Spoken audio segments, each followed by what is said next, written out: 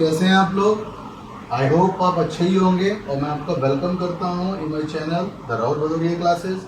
और this video is exclusively for the students of Greenland convent school class 11 subject physics. Okay guys, तो हम पढ़ते हैं आज अपने फिजिक्स में उस कॉन्सेप्ट्स को जो हमने कल पढ़ लिए थे उसके आगे। तो कल हमने एक्सपोनेंट्स की एरर्स पढ़ ली थी। आज हमारे जो अगले कॉन्सेप्ट्स हैं वो हैं accuracy and precision. Accuracy and precision. तो व्हाट इज एक्यूरेसी? एक्यूरेसी क्या होती है? एक्यूरेसी का मतलब होता है हाउ क्लोज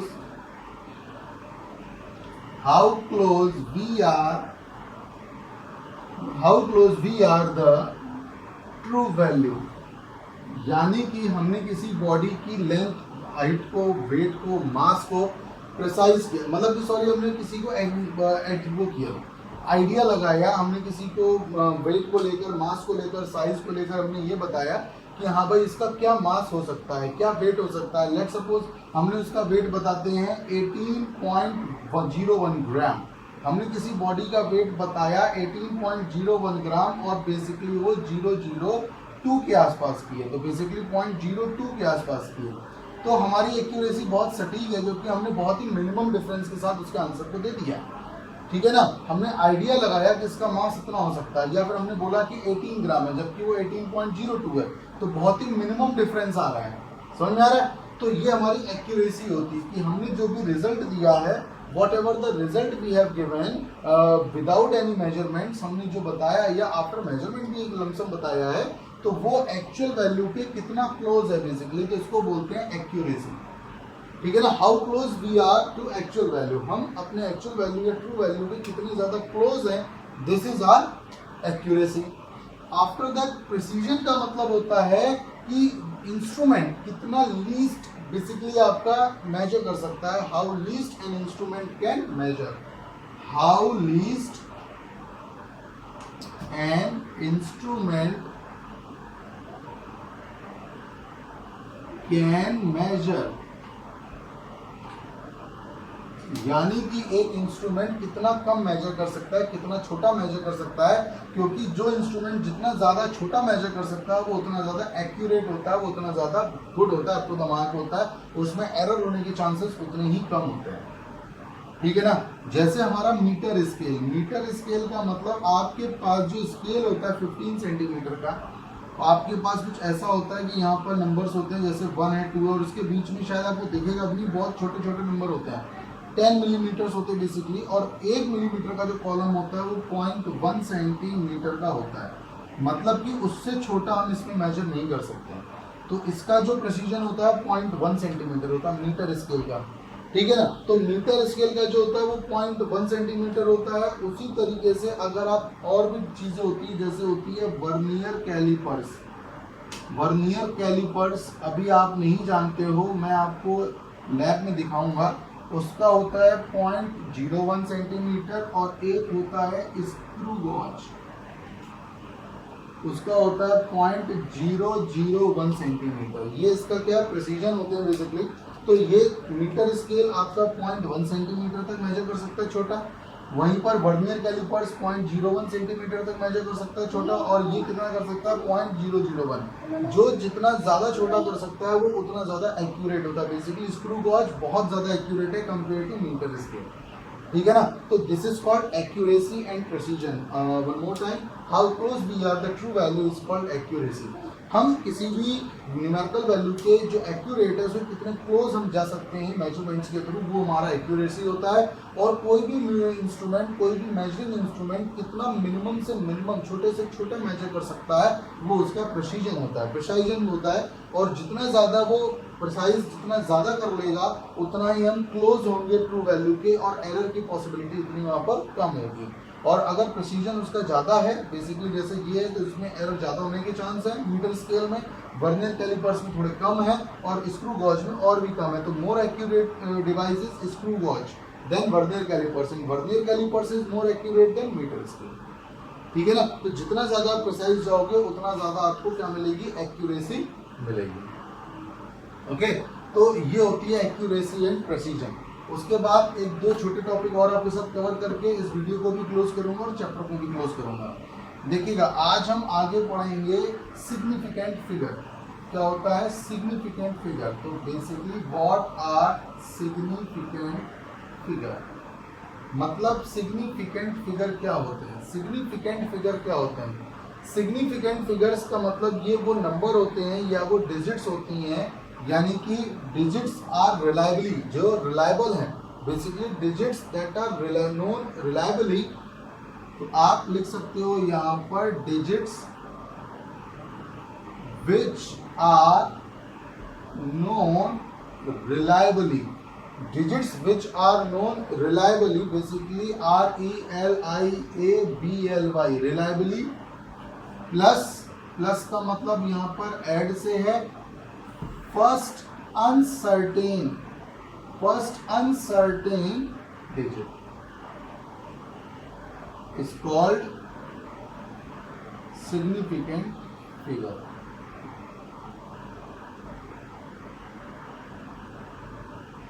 यानी कि सिग्निफिकेंट फिगर्स क्या होते हैं? सिग्निफिकेंट फिगर्स क्या होते हैं? बेसिकली कोई भी नंबर जो हमें गिवन होते हैं, बड़े से बड़े छोटे से छोटे, उनमें से कितने नंबर्स जो हैं जो रिलायबल है। रिलायबल का मतलब उनकी वैल्यू वही है, वैल्यू कौन, मतलब कि वैल्यू आपको सर्टेन वैल्यू को दे रहे हैं, अपना रिजल्ट सर्टेन रिजल्ट को दे रहे हैं, और प्लस में एक पहला अनसर्टेन डिजिट्स। अभी आपको समझ में नहीं आएगा, मैं आपको एक बताता हूँ। जैसे आपको डेसिमल तो मालूम है ना, जैसे 0, 1, 2, 3, 4, 5, 6, 7, 8, 9, ये डेसिमल नंबर्स होते हैं जिसमें जितने भी नॉन जीरो होते हैं ये सब सर्टेन होते हैं। बेसिकली क्या होते हैं? सर्टेन होते हैं, और इनको ये सब सिग्निफिकेंट फिगर में माने जाते हैं। जीरो भी होता है, ऐसी बात नहीं है, जीरो भी सिग्निफिकेंट फिगर है, लेकिन इन सम प्लेसेस इसकी वैल्यू काउंटेड नहीं होती है। वो कैसे, वो आपको मैं बताता हूँ। तो इसके रूल्स आपको समझा देता हूँ। जैसे आपने नंबर लिया है 78.9, तो 78.92 या 78.93, जैसे आपने ये एक नंबर लिया, तो बहुत ध्यान से सुनिएगा। इसमें से पॉइंट से पहले के जो नंबर हैं ये तो पूरी तरीके से रिलायबल है।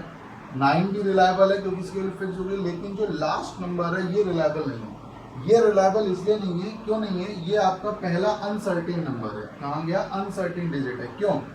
मान के चलो इसके पीछे अगर 8 होता तो ये 3 भी हो सकता था। बताइए समझ में, इसके पीछे 8 होता तो ये 3 भी हो सकता था, या 9 के पीछे आप कितने भी जीरो बढ़ा सकते हो। पॉइंट बात नहीं समझ में? तो यहाँ पर ये जो 2 है वो अनसर्टेन नंबर होता है, लेकिन हमें सिर्फ पहला अनसर्टेन लेना है। तो जितने भी सर्टेन नंबर हैं और जितना भी पहला अनसर्टेन नंबर मिलके क्या बनाता है? Significant numbers. तो सिग्निफिकेंट नंबर्स यहाँ पर कितने हो जाएंगे? जैसे यहाँ तो नहीं है, 4 सिग्निफिकेंट नंबर हो जाएंगे, और जितने भी नॉन जीरोज नंबर होते हैं वो तो आपके सिग्निफिकेंट होते ही होते हैं, लेकिन यहाँ पर 2 जो है वो अनसर्टेन है क्योंकि इसके बाद के नंबर्स नहीं है। कुछ भी हो सकते थे, अगर वो नंबर 5 से बड़ा होता तो यहाँ पर 2 की जगह 3 भी हो सकता था। समझते हैं ना आप लोग? तो अगर यहाँ पर 8 होता, 9 होता, 7 होता, तो ये 2 से 3 भी हो सकता था। इसलिए इसको हम अनसर्टेन नंबर मानते हैं। तो जितने भी सर्टेन और पहला अनसर्टेन मिलकर क्या बनाता है? Significant number. और जिन नंबर्स की एक्चुअली आपकी इंपॉर्टेंस होती है किसी नंबर को रिप्रेजेंट करने में, वो आपके सिग्निफिकेंट नंबर कहलाते हैं, वो आपके सिग्निफिकेंट नंबर कहलाते हैं। ठीक है ना? तो इसके रूल्स होते हैं गाइस। इसके रूल नंबर 1, सिग्निफिकेंट फिगर का रूल नंबर 1। तो रूल नंबर 1 में आप लिख लेंगे all non zeros are significant. जितने भी नॉन जीरोज होते हैं वो सब सिग्निफिकेंट होते हैं। जैसे आपने ये ले लिया, तो यहाँ पर कितने आ रहे हैं? 4 सिग्निफिकेंट नंबर आ रहे हैं। ठीक है? जितने भी नॉन जीरोज होंगे, नॉन जीरोज का मतलब जो जीरो नहीं है, all non zeros are significant, all non zeros are significant, पहला rule. Rule number 2, all the zeros, जितने भी जीरोज आ रहे हैं बिटवीन सिग्निफिकेंट नंबर या बिटवीन नॉन जीरोज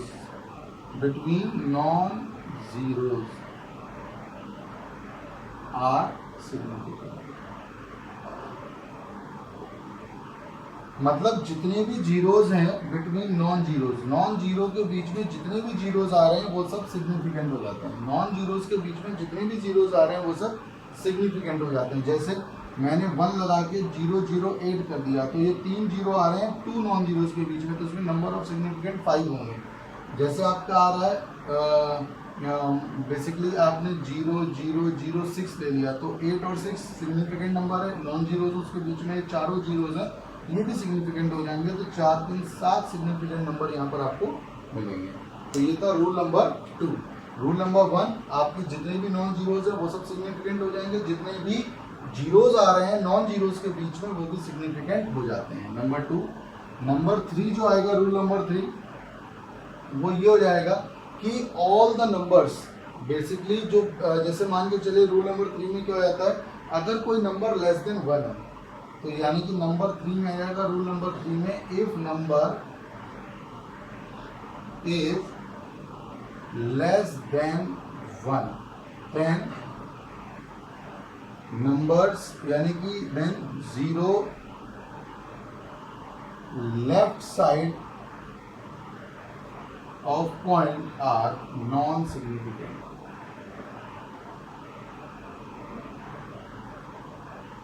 क्या लिखा, अगर नंबर जो है वो लेस देन 1 है, तो जितने भी जीरोज आपके लेफ्ट साइड में आएंगे वो सब नॉन सिग्निफिकेंट होंगे। क्या हो जाएंगे, जितने भी जीरोज आपके लेफ्ट साइड में आएंगे तो वो कितने हो जाएंगे, नॉन सिग्निफिकेंट हो जाएंगे, नॉन सिग्निफिकेंट हो जाएंगे, ठीक है ना। नॉन सिग्निफिकेंट का मतलब जैसे आपके पास नंबर 8 6 4 आ रहा है और यहाँ पर आपने पॉइंट लगा के 0 पॉइंट आ रहा है, इसका मतलब लेस देन 1 है, तो जितने भी जीरोज लगाओगे नॉन सिग्निफिकेंट होंगे। केवल यहाँ पर 3 सिग्निफिकेंट नंबर माने जाएंगे, केवल यहाँ पर कितने 3 सिग्निफिकेंट नंबर माने जाएंगे। और इसी को हम आगे बढ़ाते हैं, मान के चलिए नंबर जो है वो लेस देन 1 ही है, और अगर पॉइंट के दूसरी तरफ भी आपके सिग्निफिकेंट नंबर 0 आ रहे हैं तो वो भी नॉन सिग्निफिकेंट बनेंगे। जैसे अलग बना देता हूँ, जैसे 0 था 0000846 आ रहा है, ये रूल नंबर 4 में है कि अगर आपका नंबर लेस देन 4 में आता है, लेस देन 1 आता है, तो जीरोज लेफ्ट और राइट सिग्निफिकेंट नंबर से पहले जितने भी जीरोज होंगे वो सब अनयूज्ड होंगे, तो बेसिकली हमारे लिए 3 डिजिट हैं जो सिग्निफिकेंट हैं। तो लेफ्ट और राइट दोनों के नंबर हमारे लिए सिग्निफिकेंट नहीं है, वो सब क्या हो जाएंगे, जीरोज हो जाएंगे, ठीक है ना। अच्छा, अब ये आ जाएगा अगर रूल नंबर 4 हो चुका है। रूल नंबर 5 आपके लिए क्या लाता है, ये बड़ा थोड़ा सा कॉन्ट्राडिक्शनल है। रूल नंबर 5 यानी कि if given number is non zero, given number is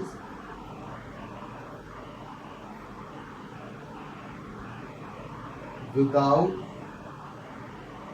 decimal, then trailing zeros are not significant। जैसे कि ये थोड़ा सा कॉन्ट्राडिक्शनल है, जैसे कि आपने ये नंबर लिया, इसमें कोई जीरो नहीं, पॉइंट नहीं आ रहा है, विदाउट डेसिमल नहीं है इसमें, ठीक है ना। तो ये जो 3 जीरो लास्ट के हैं वो हमारे लिए अनसिग्निफिकेंट है, केवल 3 सिग्निफिकेंट नंबर आएंगे 848। इवन जो जितने पहले भी होते हैं वो भी नॉन सिग्निफिकेंट होते हैं, उस केस में भी केवल 848 3 सिग्निफिकेंट हमारे लिए नंबर आ रहे हैं, ठीक है ना। दूसरा रूल नंबर 6 जो हो जाएगा, if we change units, number of significant do not change। अगर हम उसको एक यूनिट से दूसरी यूनिट में भी कन्वर्ट कर देते हैं तो सिग्निफिकेंट नंबर चेंज नहीं होते। जैसे आपके पास है 1 मीटर इक्वल्स टू 1000 मीटर, तो ये तीनों ट्रेलिंग के आ रहे हैं, तो यहाँ पर भी 1 सिग्निफिकेंट नंबर था, यहाँ पर भी 1 है। 1 सेंटीमीटर को अगर आप 10 मिलीमीटर में कर दोगे तब भी ये 1 ही है, ठीक है ना, ट्रेलिंग जीरो काउंट नहीं होते। तो अगर हम एक यूनिट वैल्यू को दूसरी यूनिट वैल्यू में भी चेंज कर देते हैं तो नंबर ऑफ सिग्निफिकेंट चेंज नहीं होते, नंबर ऑफ सिग्निफिकेंट चेंज नहीं होते हैं। तो गाइज ये आपके लिए कुछ थे बेसिकली सिग्निफिकेंस के रूल, आपको मैंने समझाने की कोशिश की। सिग्निफिकेंट नंबर्स थे जो आपके साथ मैंने डिस्कस कर लिए। सिग्निफिकेंट नंबर्स के बाद जो अगला कॉन्सेप्ट हम पढ़ते हैं, अगला कॉन्सेप्ट सिग्निफिकेंट नंबर के बाद होता है राउंड ऑफ, और इसी के साथ ये चैप्टर आपका कंप्लीट हो जाएगा। राउंड ऑफ का मतलब होता है राउंडिंग ऑफ करना, इसको लेकर तो आप बहुत अच्छी तरीके से जानते हो। अगला जो टॉपिक आएगा हमारा वो है राउंडिंग ऑफ। राउंडिंग ऑफ जैसे कि 7.805 है, बहुत ध्यान से सुनिएगा। जैसे ये आपके पास 6 है, तो बेसिक सी चीज़ें मैं नहीं बताऊंगा। अगर हमें 6 को हटाना है, ठीक है ना, लास्ट वाले नंबर को हटाना, वो 5 से ग्रेट है, तो ये इसका पहला वाला 1 बढ़ जाएगा, रूल नंबर 1। रूल नंबर 2, अगर ये 5 से स्मॉल है, अगर इसको हम हटा दें तो इसमें चेंज नहीं आएगा। ये तो आपको मालूम ही है, ये तो आपको मालूम ही है। इतने रूल्स तो आपको मालूम ही होते हैं राउंडिंग ऑफ के, कि अगर वो 5 से बड़ा है तो आपको हटाने पर चेंज हो जाएगा, अगर वो छोटा है तो चेंज नहीं होगा। ये तो आपको मालूम ही थे। लेकिन इसके आगे की मैं बात करता हूँ कि अगर मान के चलिए आपको 5 हटाना है, ठीक है ना, और 5 के बाद कोई एक ऐसा नंबर है, तो वो आपका नंबर जो होगा वो क्या हो जाएगा, इंक्रीज हो जाएगा। क्या हो जाएगा, इंक्रीज। जैसे कि अब जरा रूल नंबर 3 को देखिएगा, ये बड़ा इंपॉर्टेंट है। अगर आप बोलते हैं कि सर यहाँ 5 होता तो बेसिकली इफ वी टर्मिनेट 5, ठीक है ना, और अगर हम 5 को टर्मिनेट कर रहे हैं, 5 को ड्रॉप कर रहे हैं, और इसके बाद आ जाएगा फॉलोड बाय अ नंबर। जैसे कि एक नंबर है 7.8051, कोई भी नंबर आ रहा है, कोई भी नंबर आ रहा है, और आपको 5 को टर्मिनेट करना है, तो ये एक डिजिट बढ़ जाएगा। याद रखिएगा, इसके बाद कुछ होना चाहिए, इसके बाद कुछ नंबर होना चाहिए, तो ये एक डिजिट बढ़ जाएगा। मतलब कि 1 हो, 3 हो, 4 हो, 5 हो, 6 हो, कुछ भी हो, वो एक डिजिट आपका बढ़ जाएगा। अगर आपका एक नंबर इसके बाद आ रहा है तो 5 को हटाना है। रूल नंबर 4 में होता है, अगर इसके बाद 0 आ रहा हो, जैसे आपको 78450, कोई भी नंबर होगा तो बढ़ेगा ही बढ़ेगा। लेकिन अगर 0 है तब क्या होगा, तो उस केस की कहानी ये है कि अगर वो 0 है तो वो इवन और ऑड देखा जाएगा।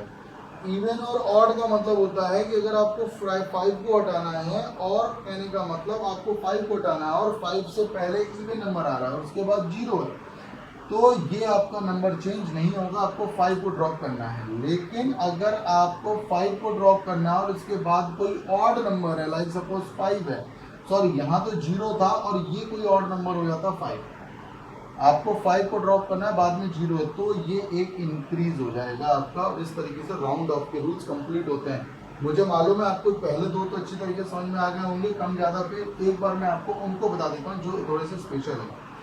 अगर मान के चलिए आपको 5 को ड्रॉप करना है, 5 को ड्रॉप करना है और उसके बाद कोई नंबर आ रहा है, जैसे 7, 8, 8, 5, 4 और 1 आ रहा है, या 6 आ रहा है, और आपको 5 को ड्रॉप करना है, इसके बाद कोई नंबर है, इसको हटाना है, इसके बाद कोई नंबर है, तो इसको आप बेशक आप बढ़ा दोगे, खत्म। लेकिन अगर आपको 5 को ड्रॉप करना और उसके बाद 0 आ रहा है, ठीक है ना, तो उसके पहले वाले को देखेंगे, अगर वो इवन होगा तो हम एज इट इज छोड़ देंगे, और अगर वो ऑड होगा तो फिर हम उसको बढ़ा देंगे, और ये हमारा क्या कंप्लीट हो जाता है, आपका राउंड ऑफ के लॉज होते हैं। नहीं आए तो आप कमेंट करिएगा, मैं दोबारा बता दूंगा। ये इनफ है, आई थिंक चैप्टर कंप्लीट होता है कुछ नए कॉन्सेप्ट के साथ। I will meet you tomorrow. Okay guys, till then good day, bye bye, see you.